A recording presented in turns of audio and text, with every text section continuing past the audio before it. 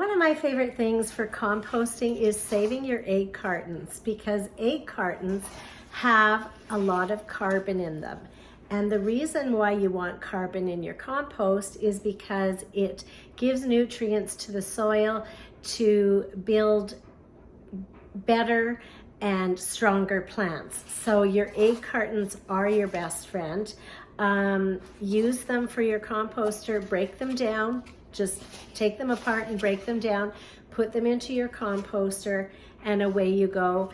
Then put them in your outdoor composter and into the garden.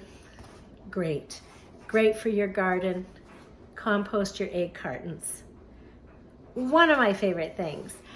If you like this video, please say like, maybe make a comment or two, and subscribe to my YouTube video or my YouTube channel, Nana the Glam Gardener. And I just want you to have a great day.